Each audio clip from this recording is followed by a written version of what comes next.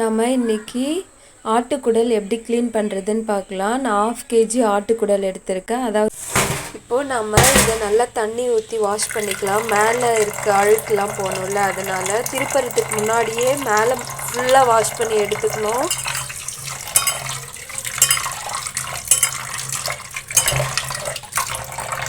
நான் ஒரு 4 times wash பண்ணியாச்சு. இப்போ நம்ம திரும்ப ஸ்டார்ட் பண்ணிடலாம். இதை திரும்ப ஸ்டார்ட் பண்ணிடலாம்.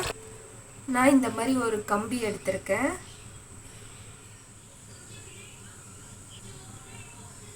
இது புதுசாக ட்ரை பண்ணுறவங்களுக்கு ரொம்ப கஷ்டமாக இருக்கும். ஒரு டைம் ட்ரை பண்ணிங்கன்னா நெக்ஸ்ட் டைம் உங்களுக்கும் ஈஸியாக தான் இருக்கும். இந்த எட்ஜு வந்து உள்ளே போகக்கூடாது, இந்த இடத்துலையே தான் இருக்கணும். இதை பாருங்கள், இந்த மாதிரி. இப்போது இதை இப்படி பிடிச்சி இழுத்துக்கணும், அவ்வளோதான். ஈஸி தான், நம்ம அது தெரிஞ்சுக்கிற வரைக்கும் கஷ்டம், அவ்வளோதான். நான் இந்த மாதிரி எட்ஜ் பகுதி எடுத்தாச்சு. நான் ஒரு கம்பி எடுத்திருக்கேன். இந்த ஆட்டுக்குடல் மேல் பகுதி இருக்குல்ல, இந்த மாதிரி வச்சுட்டு இதுக்குள்ளே இன்சர்ட் பண்ணிவிட்டு இப்படி திருப்பிட்டே வரணும்.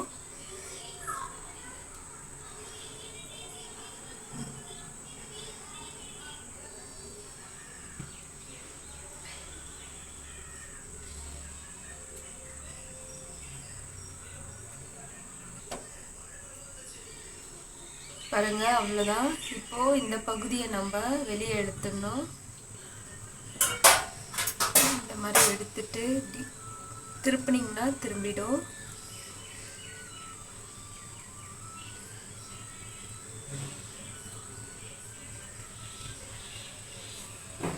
அவ்வளோதான். இப்போ நம்ம எல்லா குடலையும் திருப்பியாச்சு. இப்போ இதை ஒரு 4 to 5 times வந்து வாஷ் பண்ணி எடுத்துக்கலாம். இந்த மாதிரி நல்லா பிசைஞ்சு வாஷ் பண்ணி எடுத்துக்கோங்க. நான் இந்த பாத்திரத்தில் ஃபுல்லாக தண்ணி எடுத்திருக்கேன். இப்போது இந்த தண்ணியை நம்ம சூடு பண்ணிக்கலாம். ஒரு பாத்திரத்தில் தண்ணி எடுத்துன்னு இதில் உப்பு லைட்டாக சேர்த்துக்கலாம், மஞ்சத்தூள், தயிர் 1 tablespoon சேர்த்துக்கலாம். தயிர் சேர்க்கறதுனால அந்த வாடை வந்து கம்மியாகும் நமக்கு. இதை நல்லா கலந்து விட்டுக்கலாம். இப்போது எடுத்து வச்சு நம்ம ஃபுல்லாக வாஷ் பண்ணி வச்ச குடலை இதில் சேர்த்துக்கலாம்.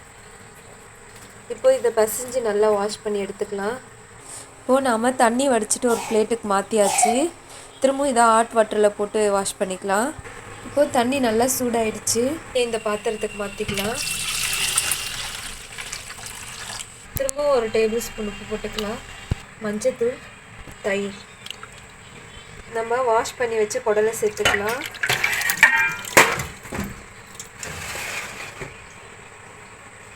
இந்த மாதிரி வாஷ் பண்ணாதான் இதிலேருந்து வர ஸ்மெல் வந்து கம்மியாகும் நமக்கு. தயிர் சேர்க்கறதுனால சுத்தமாக அந்த குடலோட வாடையே வராது. ஹாட் வாட்டர்லேயே ஒரு 10 minutes இருக்கட்டும், அதுக்கப்புறம் பார்க்கலாம்.